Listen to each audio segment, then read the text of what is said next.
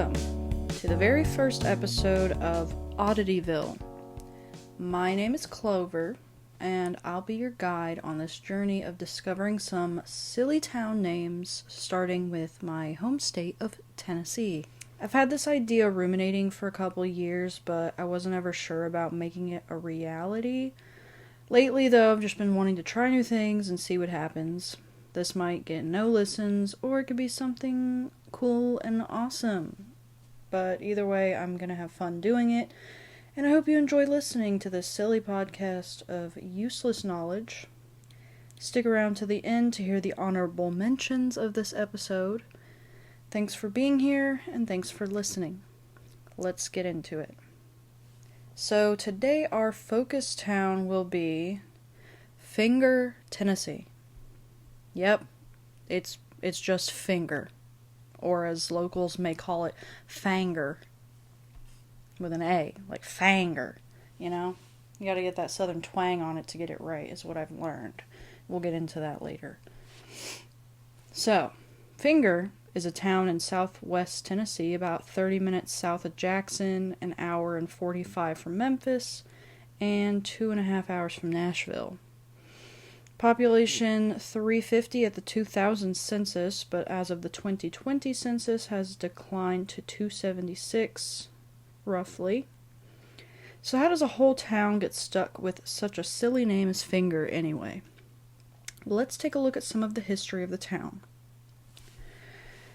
Finger was first settled in the early to mid 1820s and was originally named McIntyre's Crossing, or McIntyre, McIntyre, McIntyre. There's probably a whole slew of ways that you're able to say that, and who knows what's right. Was originally named McIntyre's Crossing after Robert Thompson McIntyre, an early political leader and businessman. The town wasn't renamed to Finger until 1895. So for roughly 75 years or so, it went by the very normal-sounding name of McIntyre's Crossing. But in 1895, the town needed its own post office. But for some reason, the original name given to the town did not satisfy federal postal authorities, so a new name was needed. Who knows why McIntyre's Crossing was not good enough and had to be changed. Maybe there's... I don't know.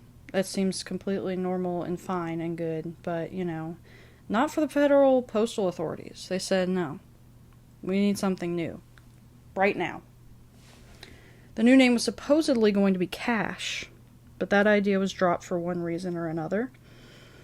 According to the late historian Horry Hodges, yes, you heard me right, Horry, not Harry, Horry, a reverend by the name of J.J. Franklin attended the meeting called to decide upon the new town name, and after tempers raised over constant disagreements, Franklin jokingly suggested the name should be Finger, since there was so much finger-pointing going on over it. So there you have it. The town was seemingly renamed to Finger as the result of a joke. I can't say I'm entirely surprised. From 1895 until the onset of the Great Depression in 1929-1930-ish, the town was a growing one. At one point, it contained about 8 stores, 2 physicians, 2 banks, a hotel, a funeral parlor, an elementary and a high school, a cotton gin, and of course the post office. Other small businesses come and go as they do.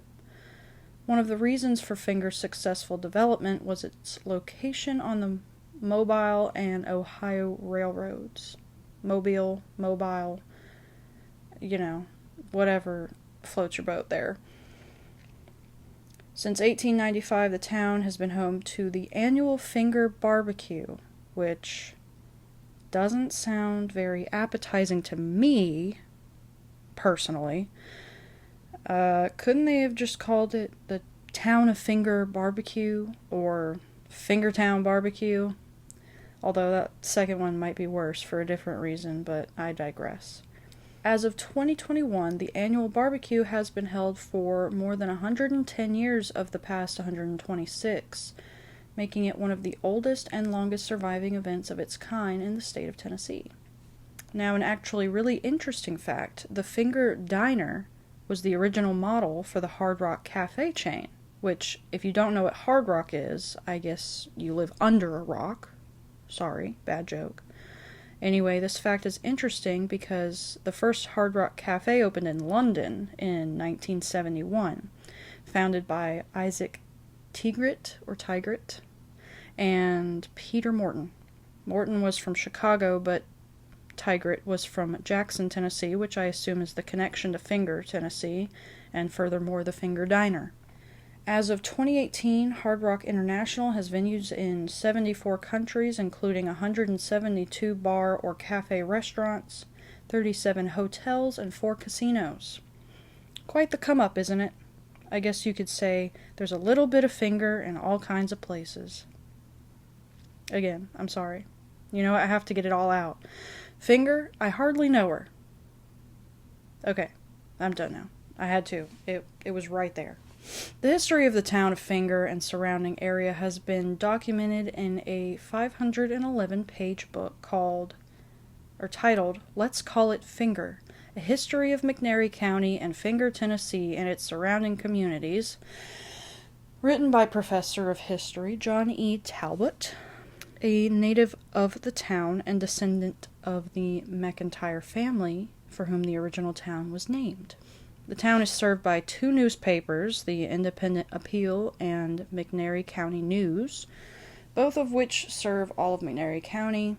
I was hoping to find some interesting stories from either of these newspapers online, but of course, one is paywalled, and the other only goes back to 2011 with their online catalog, so no crazy historical stories to dig up there.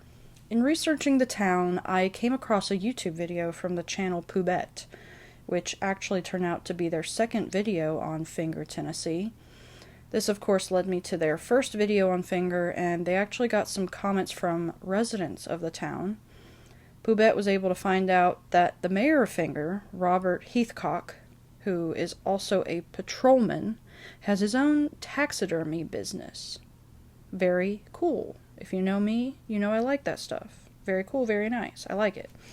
There was also a sheriff of McNairy County from 1964 to 1970 named Buford Pusser, LOL, who was a recording artist and a wrestler known as Buford the Bull, that has a whole law enforcement museum named after him. However, it's actually located in Oddityville, Tennessee, so not entirely Finger related. Poobette also covers a supposedly haunted mansion known as Hearst Mansion or Purdy Mansion, but once again technically in Purdy, Tennessee, so we're not going to delve too far into that. Although I must say Purdy is another silly town name. Not one of our honorable mentions of today, but perhaps it should be. I highly recommend checking out Poobette's videos on Finger, Tennessee if you would like more information on those things and more. Those 2 videos I watched are quite funny and very much my kind of humor. Great editing, 5 stars. I'll link their channel in the description.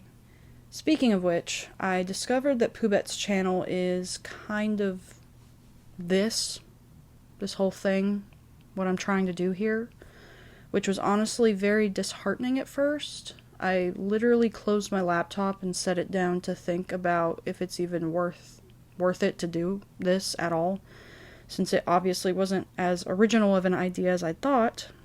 But I'm hoping that since my channel is meant to be more of a podcast sort of presentation and theirs is actual video with animations and humorous editing, etc., that it'll be distinct enough to be good. It feels so hard to have an original ideas these days anyway, what with the internet and social media. The amount of information we have access to is unreal, and I feel like that leads to ideas being come up with faster and spread faster than ever, especially as far as original content goes. But I've been sitting on this idea for years, and I'm the only one to blame for not doing anything with it until now. It's just for fun anyway, so I'm just going to do my thing. Anyway. And now, it's time for the honorable mentions of this episode. I'm just going to give a short list of some of the other silly town names in Tennessee that I came across during my map search, and rank them out of 5 stars on the level of name silliness. First, we have Yum Yum. I don't really have many words for this one. It's silly. It's 2 words, but it's the same word. 3 out of 5 stars. Lick Skillet. Lick Skillet. Lick Skillet. Just silly and weird. I briefly looked into this one when I was trying to find, the town with the most information to cover. And this one was a similar naming idea to Finger, where someone was literally just like, I don't know, he went out somewhere and then came back to camp and they had all eaten without him, but he was so hungry he just licked the skillet clean because they hadn't left him any food, so they named the whole town Lick Skillet or something. Something absolutely unhinged and silly like that. But Lick Skillet, 4 out of 5 stars. We have Three-Way. I know it's because, there's 3 ways to go when you're in town. There's a road that meets, in a trisect or whatever, and so it's called Three-Way. But it is really funny for a different reason. But the town was not named Three-Way because of that silly reason. So, 2 out of 5 stars. We have Nameless, which, contradictory. It's not nameless because it's called Nameless, but, not super interesting of a name, but 2 out of 5 stars. Why not? And lastly, we have Defeated, which, sure, it's because whoever named the town was defeated in battle there. But why would you want the legacy of that town henceforth being defeat? You're going to name a whole town Defeated because you lost a battle there? It's so sad, honestly. Like, where are you from? Oh, I'm from Defeated. I'm sorry, what? 1 star. You only get 1 star for that. It could have been so much better. So much cooler. So much more positive. Lame. 1 star. That will bring us to the end of episode 1 of Oddityville. If you made it this far, thank you so much for listening. I hope you enjoyed this culmination of useless information. And if anything, I hope you had a good time. If you liked this episode, consider giving the video a like and subscribe to the channel to hear more of this nonsense in the future. Speaking of, leave a comment on which state you'd like to hear silly town names from next. I've already got a list going, so yours might be pushed up to the top of the list. Also, once again, check out Poobette's videos on Finger, Tennessee. Link in the description. Thanks again for tuning in, and I hope you've enjoyed your visit to Oddityville. Until next time.